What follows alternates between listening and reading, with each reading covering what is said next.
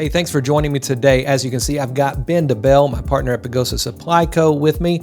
And today we are going to jump into some of the conversations about somebody new in the RV world, some of the lingo they might not understand, and some of the systems, basically the systems that make your leisure travel van work, your electricity, your climate control, your water, your sewage, all of those things. We're just going to talk about some of those terminologies so you get a little bit of an understanding. Now, if you've been RVing forever, you probably already know these things, but there are so many people right now with leisure travel vans on order, and they're just sitting there waiting, trying to absorb all the information they can. Well, I hope this is going to help a little bit talking about those systems, what these terminologies mean. And honestly, I got this idea from one of our viewers, Eric Reisman. I think that's the way I say your name, Eric. So gave me this idea to do this video. So thank you for that. Now then, I've got Ben here on the channel with me. Ben, what's up, buddy? Brandon, what's going on? Good to be here again. It's been a while, it feels like. Yeah, so I'm super excited because you recently told me that our Skylight covers were almost in Dallas. Yes, like everybody else in the universe, there have been logistical issues that we have been slowly working through, but finally they are here nearby. They will be arriving in our possession very, very soon, and I can't wait to get those loaded and selling.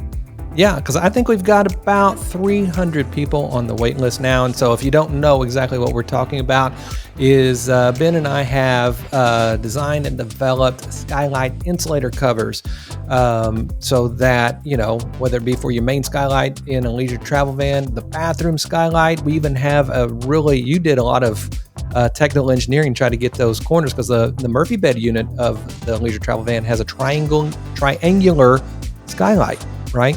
And so yes, you had to figure that out, right? Super difficult fit, but I think we got it figured out. I'm actually really excited to do some of the testing to see the difference in temperatures. Even from some of our initial testing, it makes a dramatic difference. So I think, honestly, this product is going to make RV travel and use just a whole lot more enjoyable. So I'm really excited about it. Yeah, because I traveled this summer with our prototypes, and it made so much of a difference, because that bathroom Skylight, it would get 150. We shot that laser gun on there, and it was 150 degrees up in that on that glass. And so, so this is just, anyway, I'm super excited about it. So if you want, I'll put the link right here if you want to learn about that. Get on the wait list, and we're going to be shipping those, my gosh, soon, right? I'm really excited about that. Fingers crossed for next month. If not next month, definitely the month after. Perfect. It's going to be just in time for travel. And it is freezing. It was like 21 this morning when we got up. And so I'm wearing my coat. It's still kind of chilly. And so, my leisure travel van is all snug and tight in its National Indoor RV Center, plugged in, climate controlled. So that's the way to do it. So I'm super excited that I didn't have to winterize the coach. Hopefully when it comes out of hibernation, we'll have some new Skylight covers for it. But I'm really excited about this podcast episode because I think this is going to be a great kind of starter tutorial for me, kind of RVing 101 with the terminology. So it's going to be really educational, I think, for a lot of people as well. Yeah. So if this is your first time seeing Ben is not an RVer yet. So he's got two young girls. He and his wife, Lauren. I'm definitely going to get him out on the road because I think it's just such an awesome thing, especially for your kids. I think they really enjoy it. Now then, so Ben's going to be coming, because he doesn't know all the RV lingo. He just designs RV equipment. And so anyway, Ben's going to kind of be on the side of asking the questions that you may not understand. So let's just jump right into it. First of all, I made a little list here that we're going to be talking about. So now then, let's talk about electricity first, because I think this is probably one of the most intimidating factors that most people have with their RV, which is, how do you get electricity? What if you're not in an RV park, and different things like that. So we're going to be talking about a couple of different, so we're going to talk about like a full hookup. So if you're at an RV park, Ben, it's going to be just like at your house. You're going to be hooked up to outside electricity. You're going to be hooked up to a water source. And then you're also going to have a sewer drain, generally right next to your RV site. Most RV sites have that. If not, they'll have a community dump station where you go, and you'd have to move your RV to do that. But anyway, so whenever you've got full hookups, you're basically at your house. Now then, a couple of other ways that you can do it. It's called boondocking. Um, if you've been hearing this term, don't know exactly what it is. It's basically you are self-reliant of everything in the coach. Electricity being through your batteries and your inverter system, being your water tanks, and your black and gray tanks. And then there's something called mooch docking, which is you might, so if I brought my leisure travel van over to your house, Ben, which I may do, come and just mooch dock in your driveway, block your driveway for you.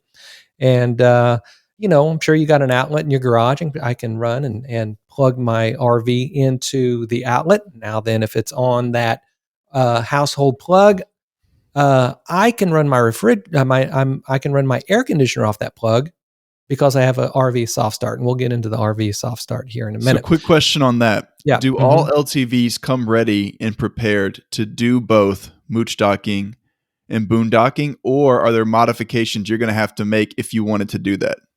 Well, yeah. So the LTVs come now. They'll come with AGM batteries. Have 200 amp hours of AGM batteries, but that's really 100 amp hours because you're not supposed to discharge your batteries below 50% on AGM and lead acid, so you'll damage them. Okay, and so with lithium batteries, you can discharge that down to 95%.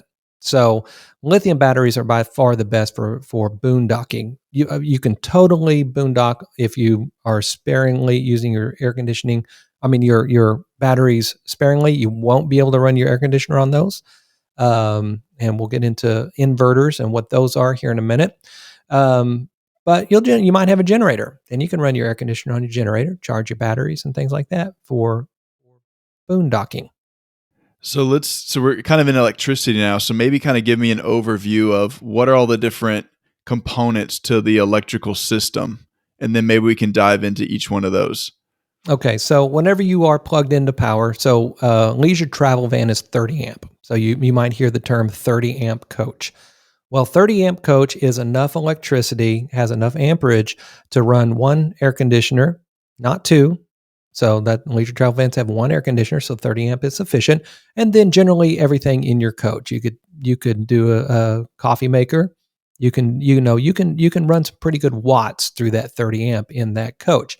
Now then, when you hear a 50 amp, maybe it's a 50 amp service, you've heard 50 amp service or a 50 amp coach, that means it actually has not 50 amp, it actually has 100 amps coming in because that 50 amp has two different legs. So it's basically a 240 volt, whereas the 30 amp is basically a 110 volt. And so anyway, with a 50 amp coach, for example, you can run two, maybe even three air conditioners. So you see those big 40-foot coaches or fifth wheels, they'll have several air conditioners on them. Well, those are 50 amps coaches. And so that they just suck out a little extra juice on that.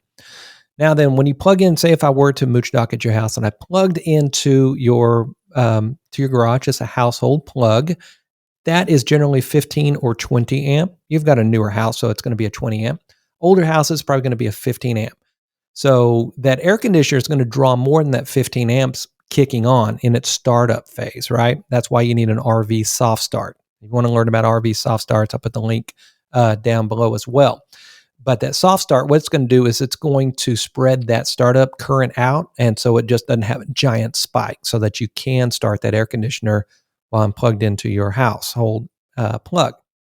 If you're doing like myself, running your air conditioner off your batteries and a 3,000 watt inverter, then you also need that soft start as well to help curb that giant spike of energy when your compressor kicks on. Does that explain it? Yeah. So if I'm going to like standard RV hookups at an RV park, how many amp hours are typically coming out of those hookups? Okay, so generally, if you're at a newer RV park, you're going to have three plugs. You'll have a 50 amp plug, a 30 amp plug, and a 15 amp plug or 20 household plug, right? So older parks may just have either 30 amp or a 50 amp. They may not have both. And so that's why we carry with us what's called a dog bone, and those are just adapters.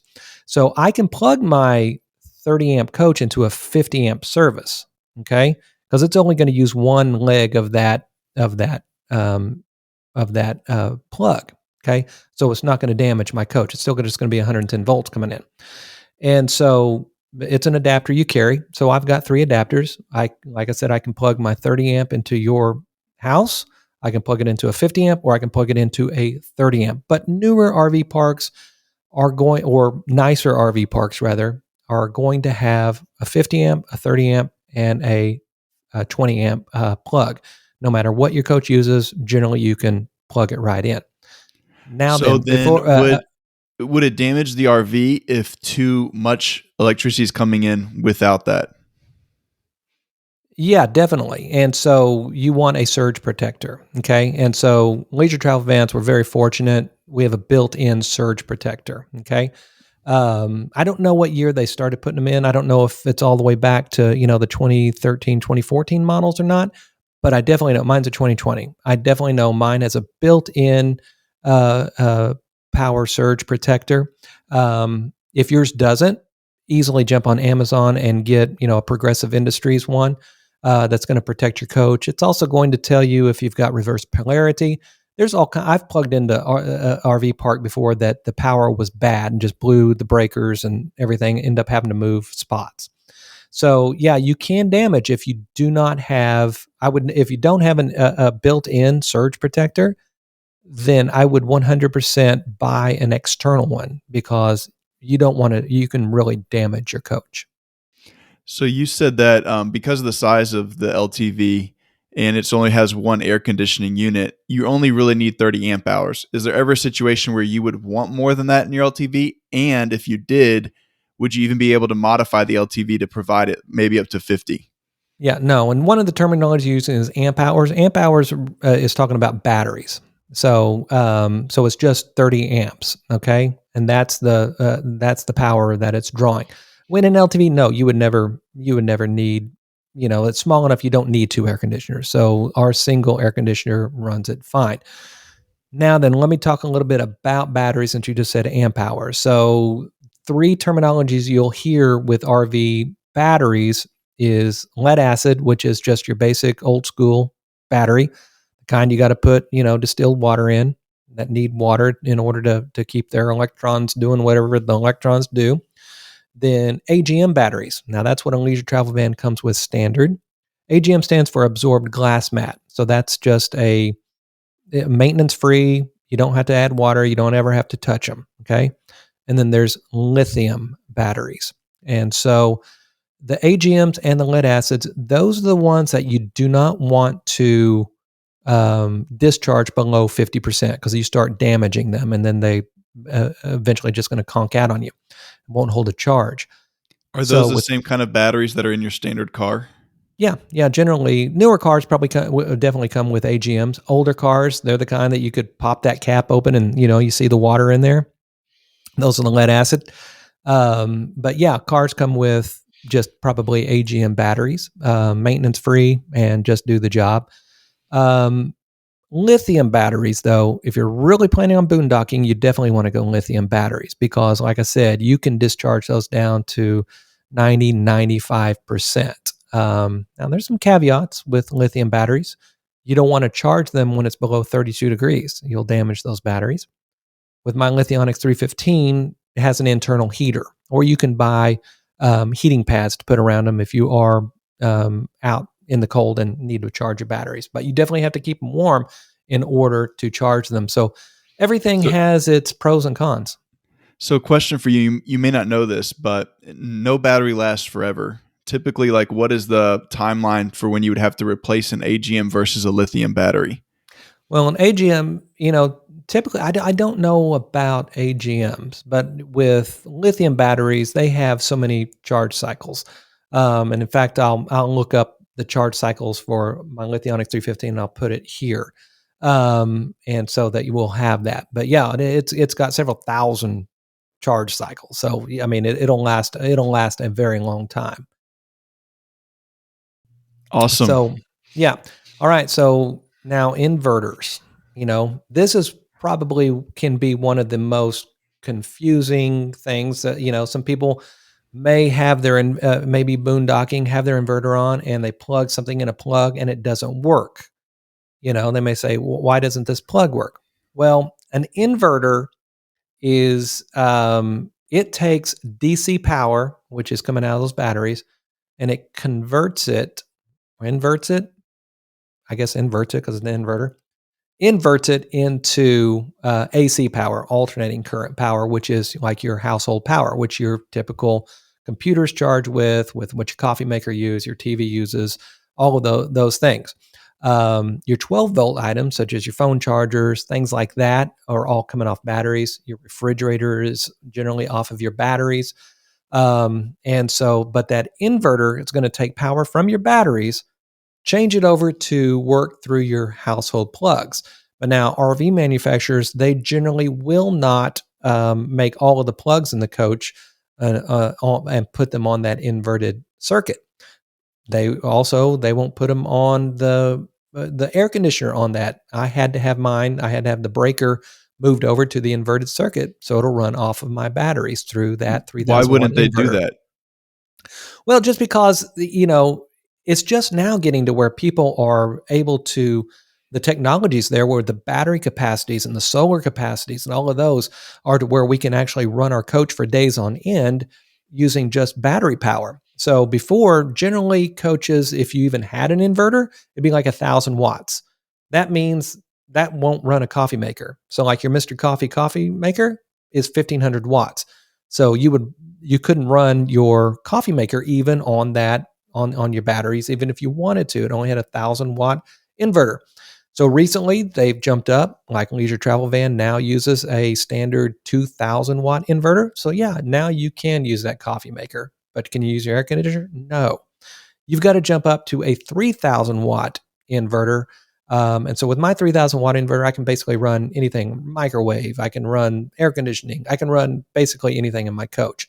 And so, but there's still a few of the plugs in the Leisure Travel Van that won't work with if you're not plugged into shore power, as far as the So household leisure plugs. travel vans come standard with an inverter, but the inverter it comes standard with only lets you basically use the regular household type plugs within the coach. If you wanted to do anything beyond that, you're going to have to basically upgrade the inverter. Am I understanding that correctly? Well, no, it's what you want to run. High power, if you want to run, if you have a 1,000-watt inverter, you're not going to be able to run a coffee machine. But the 2,000-watt that the Leisure Travel Van comes, you could run the coffee machine. You can run the microwave, not at the same time, because that's, usually those are 1,500 watt each. So that's 3,000 watts, right? And so Yeah. you can only run 2,000 watts at a So time through that inverter. so that inverter is probably good enough if you're going to do most things except for if you want to run the AC off of the battery. That's when you would make the switch. Yeah, that's when you need a 3,000 watt or higher inverter, Okay. because that, and then you also need a soft start, because you can have those compressors have such a huge spike. So the inverter is really, most people can totally live on a 2,000-watt inverter. Most people don't do what I did, which is, the 3,000 and run air conditioner, everything like that. It's a little overkill for a lot of people because they're generally going to be near a power plug. But if you really want to get off grid, yeah, you'll definitely want a 3,000-watt inverter. So Now then, question, you said that it comes standard with an inverter. Does it come standard with a soft start? no, that's an add-on. So would you do the soft start just anyway as a necessity, regardless of if you're going to upgrade the inverter or not? Yeah, so I'll do the soft start just so when I show up at your house, I can plug into your outlet in your garage or on the outside of your house or whatever. So Because you're then I can basically run my air recommending. conditioner. Oh So yeah, you soft probably start. recommend every single LTV owner. You just need to go ahead and get a soft start right out of Yeah, the I gate. tell everybody to get a soft start. Yeah, that was my first upgrade. Just because you never know when you're going to be at a 15 amp outlet, and if you don't have one of those, then you turn on that air conditioner, you're going to blow the breaker inside your home. So I'd have to go and do the breaker in your switch again, just turn the electricity back on. But yeah, So I would say you soft start. So do you have to think about what you're going to eventually want to do with the inverter long term before purchasing the soft start? Or would the soft start work for a 2,000-watt inverter and then later you could upgrade to a 3,000-watt inverter and it would still work? Yeah, they don't have anything to do with each other. The soft start, Okay. all it's going to do is you install that in your air conditioner, and it just limits the spike that happens, and it basically stretches it out. Instead of the electricity spike going like this, it goes like this, and so that it doesn't blow the breakers, and so there's not such a huge spike. So it doesn't necessarily have anything to do with the inverters. So yeah, Gotcha. I So would is the suggest soft that. start a complicated upgrade, or is that something an average person could do? And same question with the No, a inverter. lot of people, yeah, a lot of people do a DIY. Mine, I had, in IRVC where I store my coach, they've got a full RV tech and service center there, and so basically I have them do it all. Super easy to do. That it takes about 5-10 minutes, but a lot of people do it DIY. But I want to move on to solar real quick because a lot of people are getting their leisure travel vans or their RVs with solar that come from the factory now. It's really a popular decision. So you can get 200 watts from a leisure travel van or 400 watts. So I got 400 watts. So what does that mean? Do I get 400 watts coming into my battery? No, it's especially not with the charge controller that Leisure Travel Van puts in. They put in what's called I believe it's somebody's going to correct me if I didn't write this down, a PWM charger, which is a very inefficient charger, and it's kind of a cheap charger. That's what most RV manufacturers are going to put in. They're going to go with the cheapest components, unfortunately. But if you ever upgrade that, you will what's called an MPPT charge controller. And so that's going to be it's going to be a lot more efficient. You're going to get about 30% more energy put into your batteries quicker in a time span than the one that comes stock with your leisure travel van. But if you plan on doing any boondocking at all, I'd say get some solar because, I mean, it's free electricity. I mean, it's not free because the solar panels are expensive, but you have electricity whenever there is none around, basically. So, And and is that then, rate like I said, measured based on maximum sunlight and how much it gives you per hour, or what is the yeah, I mean, time if it's interval? cloudy, yeah, if it's cloudy, you're not getting anything. And the sun, when it's directly overhead, is when you're going to be getting the most energy. And so it's really got to hit those solar panels correctly. Leisure travel vans, it is what it is. They're flat on the roof. You can't do anything about it. I mean, the really heavy duty boondockers that you see with the big fifth wheels and things, they'll have their solar panels where they'll tilt them towards the sun so that they're getting the most sunlight that they possibly can, especially like this time of year when the sun is, really, really over here to the south, you know, in summer it's more up and down. So yeah, solar is, it's pretty simple. I mean, just get it from the factory. That's what I would suggest. And then, if you're a heavy boondocker though, upgrade your controller to an MPPT controller so you get a little more juice out of it. So I'm And assuming there's three ways that the battery charges: through solar, while you're driving, and when you're connected to electricity. Is that correct? yeah, or through a generator. So generator plugged in, that's going to give you a charge. That's going to give you your most charge. Solar, and then also, so with a leisure travel van, it comes with what's called a Sterling DC to DC charger. It doesn't charge. It takes a charge from your Mercedes Benz chassis, and it charges your battery while you're driving. But it's a little box that sits under the passenger seat. Cool. Yeah, but it charges at a max rate of 30 amps. The most I've ever got out of it is 24 amps while driving. And I know that because I just pulled up my Lithionics app on my phone that's connected to my battery, and I can see exactly what the income is and what the output is. So you can on a leisure travel van, newer anyway. I don't know when they started putting those in. Mine's 2020, like I said, so that definitely has one. So while you're driving, you can charge your batteries. And now I want to get into. Do you have any other questions with electricity before we jump into the water system? No, I think that's it. I have a better understanding now. All right. Now then, the water, you hear black tank, gray tank, and fresh tank. Well, fresh tank pretty much is self-explanatory.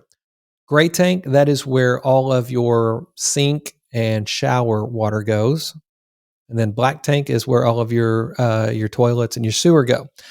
Now, the leisure travel vans has an upgrade that they call a macerator. So a lot of people say, well, what exactly does a macerator do? I don't have that. I chose not to get it because sometimes I wish I would have because you know, I wish I would have had a pump. So a macerator is basically a pump that pumps out your black tank. Me, I have to rely on gravity. So my leisure travel van has to be higher than the sewer um, dump hole. Okay. There's been a couple of times when it's not been that way. And so I said, dang it, I wish I would have got the macerator. So a macerator will pump it out. And so it's a macerator. It's kind of like a garbage disposal for your black tank. Okay. Chops everything up and it pumps it out. With mine, pure gravity. So the toilet literally sits right over the black tank, gravity, gravity, gravity, and then there's a outlet for the hose, gravity. So in some of the models in the leisure travel van, they even have what's called a macerator toilet, meaning the toilet's not sitting over the black tank, and it's got a macerator that's pumping it over to the black tank. And those are two different things, a macerator or a macerator toilet. Now you can get both if you order the macerator. Macerator is about a $900 option, I believe. But anyway, I just rely on simple gravity. So does the fresh water become gray water and then the gray water becomes black water? Well, no. So there's three different tanks. So your fresh water obviously is just the water that you're going to drink, okay? Or you're going to use coming out of your sinks or out of your shower, okay? And how many showers could you take, or how long could that tank last you? In a leisure travel van, not long. It's only 24 and a half gallons, I believe. So it's not long at all. And so if you're boondocking, showers are your biggest nightmare. Not just because you're taking water out, but you're also putting water into your gray tank, and it's going to fill up fast. So Gotcha. your black tank is separate, your gray tank is separate, and your fresh water is just water coming in. Your gray tank is everything that's going through, coming out of the sink and coming out of the shower, stored in there. And then your black tank, everything that's stored from from the toilet area. And then Is in that, the gray tank water used for the toilet area? no, That's no, your fresh water is used to fill up your toilet for flushing and things. So, and then there's a water pump. So if you're if you're at an RV park and you're plugged in, it's called city water. So if you look on your where you put your water into your leisure travel van, it'll say city water or it'll say fill. So when it's on city water, you basically keep that down unless you're filling up the tank through the hose on the outside. If you're at an RV park and you're just plugged right in, then that city water is going to be your water pressure. Okay. You just keep that on. You've got to have a pressure regulator because you can blow all of your pipes out in your leisure travel van if you're not, or your RV if you're not careful. So it's pretty. You can find all of this stuff on the pagosasupply.co. Got a list of everything in a leisure travel van. So it's just a very inexpensive part. It makes sure that no more than 50 psi goes into your leisure travel van, so you don't blow out anything. Because sometimes you turn on those those water faucets somewhere, and it's a massive amount of pressure. So the pressure So regulator is not something that comes standard, but it's something you recommend for everybody. yeah, definitely recommend that for Okay. everybody. Yeah, it does Cool. not come with a leisure travel van. So put one of those on. Then I put that first on the spigot. Then I put my water filter on, and then my water or my drinkable graded water hose. It goes right into the city fill spigot on my leisure travel van, and then turn the water on, and then that's your total water pressure. Then you got unlimited water. Okay. Now you want to fill Cool. you want to fill up your tank. Then you just switch over to fill, and it fills it up, and then you can take your water with you. And so you're now then whenever you're not attached to that, and say you want water pressure, you got to turn on your water pump. And there's a button, there's a couple buttons in there. You just turn it on, and it's literally just a pump that's pumping the water from your tank up through your faucets and through your shower or whatever. And so that's how you do that. Now then, let's see. I also have on here the filter. So with the filter, I still don't trust. There's a filter inside the leisure travel van. Then I also do an external filter. I still don't trust all that. You just don't know what's going on with these RV parks and their water supplies and things. So I carry a Berkey with us, which is, you have a Berkey at home, right? Love it. Love my Yeah. Berkey. Yeah, so I run all even at home, I run all my water through a Berkey. So that's basically the water supply. Does that all that make sense? All makes sense. One final question on that was when you're using the shower and the sinks, is that is the water pump drawing power from the battery? Yes, if you're not plugged into an RV park, yeah. If you're plugged Okay. into an RV park, you don't have to worry about anything. You're getting all of Right. your power from the external power. So that's If one you are consideration, though, if you are boondocking, that using the sinks and shower is going to draw power. Yeah, that's going to draw power because that pump's going to be working. And so, and if you have your inverter on, that thing's drawing phantom power. And so, if you're wanting to conserve battery and you don't need your inverted outlets, you're not wanting to watch TV or not, turn that inverter off because it takes power to just be on, right? So, and Cool. it's getting that power from your battery and bringing that down. So, you'll want to make sure that you're if you're out boondocking for any amount of time and you're really conserving power, keep that inverter off unless you're absolutely using it. And then finally, I want to get to climate control and the three, or in the basically the few ways that you can control your climate in your RV. Of course, there's your air condition. Now you hear ducted or non-ducted. So with a Unity, it is ducted. That means it's like your house. Generally, you've got ducts that are running up in your ceiling that is transferring all of that air from the air conditioner throughout the coach. If you have a Wonder, it is non-ducted. That means you're going to see the air conditioner basically sticking out of your ceiling, and all of that air is just dumping out of that particular air, and then it has to circulate that way. And that's one of the reasons I was talking to somebody in the Wonder why it was so important to have those Skylight covers was because without it being ducted, then it takes a little bit longer for that air to come from that one spot in the back where the air conditioner is to get up towards the front where that huge skylight is. So if you keep that skylight insulated from heat not coming in, then your coach will cool down quicker. So I think for the Wonders, I think the skylight covers are going to be fantastic for sure. So is the air conditioning that comes with the coach, is that a separate system from the air conditioning that comes out of the chassis when you're driving in the front, or is it all connected? No, yeah, it's two different things. So, of course, your chassis, you have an air conditioning in the Mercedes or the Ford chassis, just like in your car. And then you have I have a 15,000 BTU. I think it's a Dometic brand that's on the roof of the leisure travel van. That is for the house. Like I said, Unities, they're ducted, so you see air vents throughout the ceiling.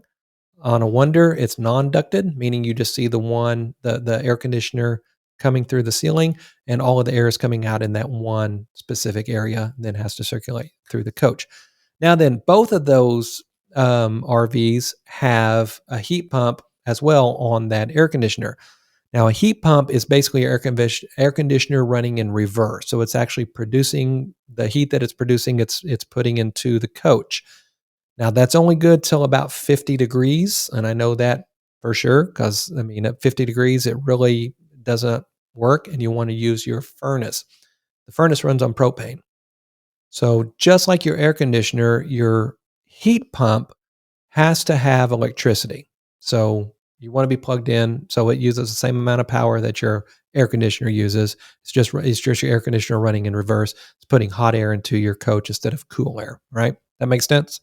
Yeah, And that makes sense.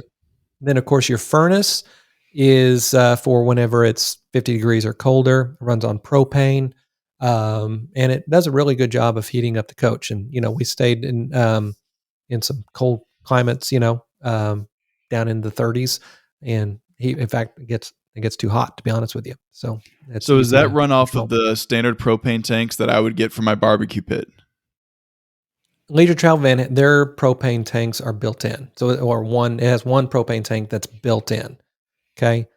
A lot of other RVs, trailers, travel trailers, fifth wheels, they'll have just like, you can take your barbecue pit propane can and plug it right into your RV. So yeah, but Leisure Travel Van, it's built in. It's got a 16-gallon tank, I believe, I think that's right. So that's like 60, 70 pounds, 80 pounds, maybe 80 pounds of propane. How long do you think you could I don't use know. it before having to replenish it? Well, So your refrigerator can run on propane. So if you have that going, that'll take it down. And then of course, some people have a propane generator, so their generator's using that fuel source. I have a diesel generator, so it runs off the diesel in that the coach is using. And then of course your furnace and your hot water, your Truma hot water heater. Leader travel vans come with Truma on-demand hot water, and I love the Truma. It's So fantastic. is that something that's easy to replenish? There's many spots. There's not hard to find to go and fill it back up. With what The propane. propane? Yeah, I mean you can generally there's apps we use that you can find propane. It's in every town basically. Um, and if you're fortunate like I am at NIRVC, they've got propane there. If I know I need propane, whenever I take it back for storage, I just say, "Can fill up the propane, please." So, yeah, easy to find propane. So it's generally Cool. everywhere. But I think that pretty much solves everything. I mean, I can't think of any more terminologies. I do appreciate Eric, recommending this video as well, because I know, like I said, I'll be talking to Ben, and I start talking RV language, and sometimes you don't know what I'm talking about. It sounds like you're speaking a completely foreign language. But seriously, after these few minutes together, I feel like I have a much better comprehensive understanding of how all things are working and working with each other. So it was really helpful for me. Cool. Well, I will say this. If you have a video idea, put it in the comments below, or you can email me. You can get our contact information at pagosasupply.co. Don't forget to subscribe, hit that thumbs up, and I really do appreciate all of those interactions, because all of the interactions with YouTube really help to promote this channel to other people looking for information about RVs and leisure travel vans, things like that. Ben, thanks for jumping on here with me, and I didn't want to do this one alone. I wanted somebody to be able to ask questions that I may not think of, so I think you did a great job. And anyway, so I'm looking forward towards our Skylight covers. They're almost here, so excited about that. But with that, I'd say that's the end of the video, and we will see you next week. See you guys.